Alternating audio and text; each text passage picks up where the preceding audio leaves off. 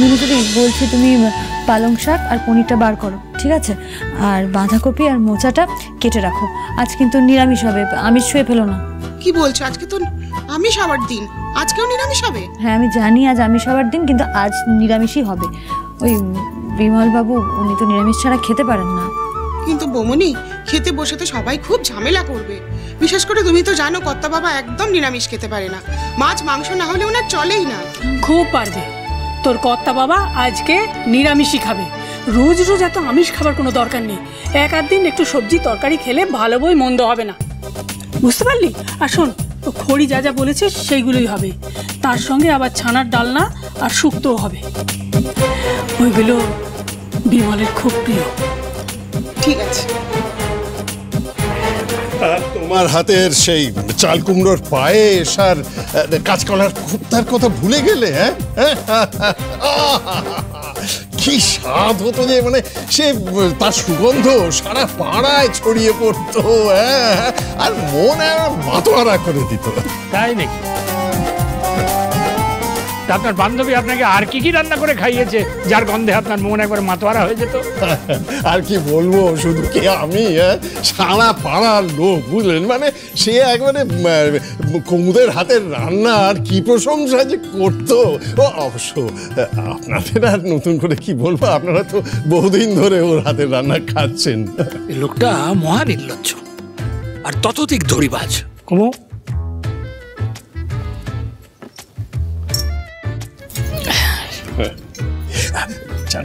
কি বল? তুমি যে কি করছো? কি তুমি যে এইসব রান্না করতে পারো, এই তো আমার জানা ছিল না। জানবে কি করে? আমার আর আমার রান্নার কদর কোনোদিন করেছো কখনো? আর বিমলকে দেখো, দেখো বিমলকে, কবে রান্না খেয়েছে এখনো পর্যন্ত প্রশংসা করছে, মনে রেখে দিয়েছে ঠিক। আর তুমি তুমি তো আমার রান্না নাকি খেয়ে খেয়ে তোমার নাকি মুখ পচেই গেছে, সারাক্ষণ তো বলছো। এখন আমার রান্নার চেয়ে বাইরের রান্নার দিকে তোমার ঝোঁক বেশি। কি করছো কি? তোমাদের তো আমিষ রান্না ছাড়া কিছু মুখে রোচেই না। ভালো নিরামিষ রান্না খেয়ে দেখেছো কখনো? নিরামিষ রান্নার কথা শুনলে তো তোমাদের ভাত মুখে উঠবে না। হ্যাঁ তা তো হবে, আমরা হিরে ব্যবসায়ী, মনেরই বাঙালি। কথা আছে না, মাছে ভাতে বাঙালি। হ্যাঁ, আমরা মাছ ভাত খাবো না তো কি হই, ঘাস পাতা চেপো। নিরামিষ খাবারের মর্ম আপনি কি করে বুঝবেন? ওতেই পুষ্টি। হ্যাঁ, সে তো আপনার এই চড়ুই পাখির মতো চেহারা দেখেই বুঝতে পারছি। বাবু খুব কি কিরে, তুই ওকে চড়ুই পাখি বলছিস কি? তুই নিজে কিরে? খড়ি দিদি ভাই, তুমিও তোমার ঠাম্মির সাপোর্টে গান গাইতে আরম্ভ করলে। খড়ি শোনো তো, দেখেছো তো, দেখেছো? এখন তো এই খড়ি ঠাম্মির একেবারে চামচে হয়েছে। তুমি চিন্তা করো না, এই জীবনে সব কিছু না ওই ওই ঘুড়ির কম্পিটিশনের মতো। ওখানে যেমন ভোকারটা করে দিয়েছিলাম, এখানে এই স্যাম্পল এই বিমল নাকি ওনাকে ভোকারটা করে দিয়ে না, এই খড়ি আর ঠাম্মিকে মাত দেবে তোমার এই বড় নাতি, দেখে নিও। আচ্ছা, আজকে কি রান্না হবে বলবে? হ্যাঁ ওই তো মোচার। আমি বলছি স্যার। ওই তো, হ্যাঁ দেখি, হ্যাঁ এইটা নিয়ে তুমি চলে যাও। দাদু দেখি, আজকে বাড়িতে রান্না হবে কষা মাংস, সঙ্গে মাছের মাথা দিয়ে ডাল আর ইলিশ মাছের পাতুরি। আরে মাছ না খেলে কি আর বাঙালি হওয়া যায়? রক্ত নয়, জল বইছে তাদের শরীরে যারা মাছ খায় না। আমি একটা কথা বলি, মানে আমি বরঞ্চ বাইরেই কোথাও খেয়ে নেবো। হ্যাঁ হ্যাঁ, সেই ভালো, আপনি বাইরে খেয়ে নিন, দরকার বলে আমি অর্ডার করে দেবো, কোনো অসুবিধা নেই। কি হচ্ছেটা কি? হ্যাঁ, উনি কিন্তু এই বাড়ির অতিথি, একটু বেশি অসভ্যতাম হয়ে যাচ্ছে না? কোথায় কি অসুবিধা হলো? বরং আমি কাটছি দেখিয়ে বললাম যে ওনার জন্য খাবার অর্ডার করে দেবো, তাতে অসুবিধা আমার কী হলো আমি তো বুঝতে পারছি না। শুনুন, উনি কোনো অতিথি না, উনি সেলফ প্রক্লেমড অতিথি, উনি নিজেই এই বাড়িতে এসেছেন। এইটুকু যে আমি দাদু করছি না, এই আপনাদের ভাগ্য ভালো। না বিমল, তুমি এই বাড়িতেই খাবে আর নিরামিষই খাবে। আমার বন্ধুকে আমি নিজে খাওয়াবো, দেখি কে কি বলে। খড়ি এসো তো। হ্যাঁ ঠাম্মি। এই নাও, বাকি সকলের জন্য তুমি রান্না করবে, আর বিমলের জন্য আমি নিজে রান্না করব। দেখি কে আমাকে আটকায়। মধু, কি হচ্ছে রে? কি জানি, মা সারা বছর কোনোদিন রান্না করে ঢুকে না, আর আজ নিজের বন্ধুর জন্য নিজে হাতে করে রান্না করে বললে রান্না করে ঢুকেছে। এ বাবা, সত্যি সত্যি ব্যাপারটা সিরিয়াস। হ্যাঁ, ভালোবাসার জোর পিসিমণি, মানুষ কোনোদিনও যা করেনি প্রেমে পড়লে সে সব করে ফেলে। তাই না? ভালোবাসার জোর, খুব ভালোবাসার মানে শিখে গেছো তুমি। দেবো দেবো দেবো দেবো একটু দেবো।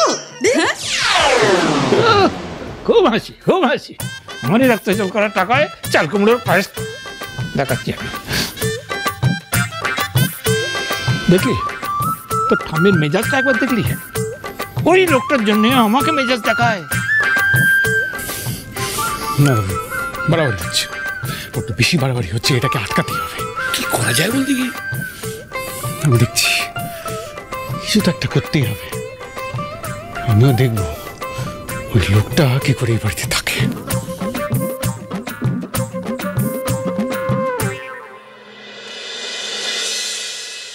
এটা আমার জন্য?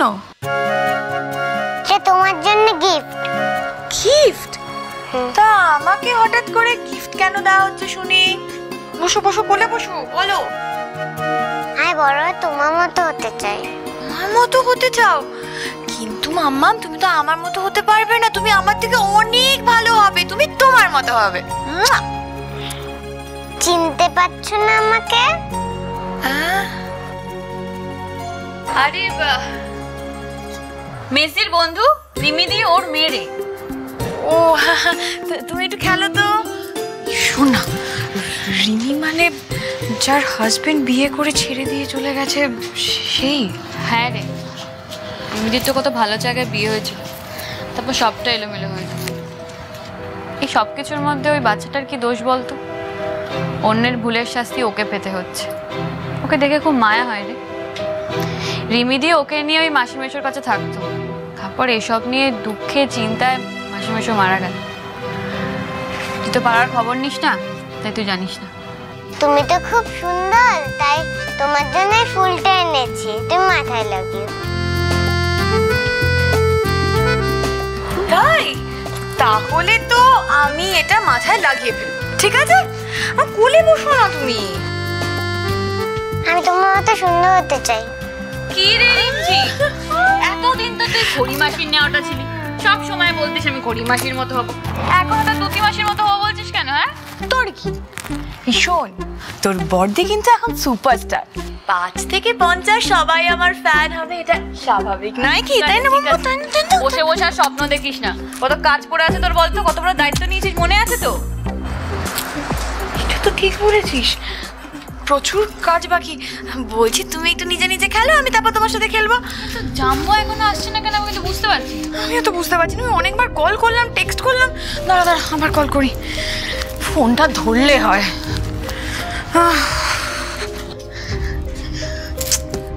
রীতি এখনো আসছে না কেন? ফোনটা ধরে তো কিছু বললেও না। ওদিকে সব কিছু ঠিক আছে তো?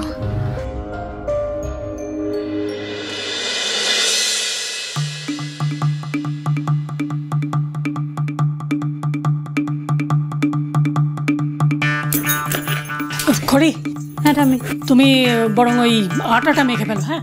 আর আমি সবজিগুলো চটপট করে কেটে ফেলছি। এত সবজি ঠাম্মি তুমি কাটবে কি করে? খুব খুব পারবো। আরে বাবা, একটা দিন একটু কষ্ট করলে কিছু হবে না, শরীরকে এত আরাম দিতে নেই। আচ্ছা ঠিক আছে। তাছাড়া আমি যখন বলেছি বিমলের জন্য আমি নিজে রান্না করব, তখন আমি নিজেই সবটা করতে চাই। আচ্ছা মিনু দিদি, একটু আটাটা এনে দাও তো। হ্যাঁ যাচ্ছি, এক্ষুনি যাচ্ছি।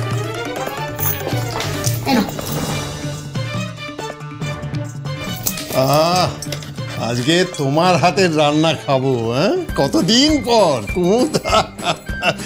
আমার তো ভেবেই একবারে এক্সাইটেড লাগছে। হ্যাঁ, তুমি দাঁড়িয়ে আছো কেন? বসো। এই মিনতি, একটা চেয়ার দিয়ে যাও না। দিচ্ছি দিচ্ছি। বসো বসো, তুমি বসো। ঠাম্মি বলছি এটা কি নিভিয়ে দেবো গ্যাসটা? হ্যাঁ, একটু পায়েসটা নেড়ে দিয়ে তারপর নেবো।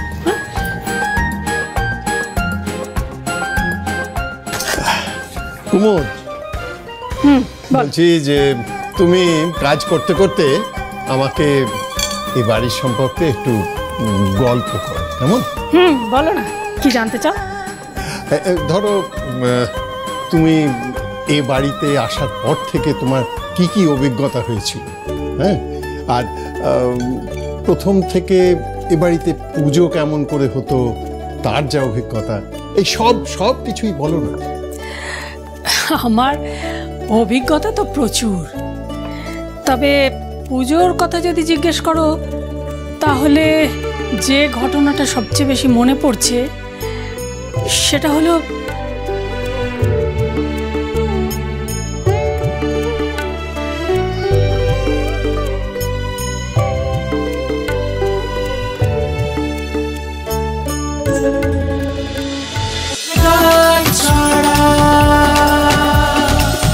চলো চলো চলো চলো চলো পাল্টাই।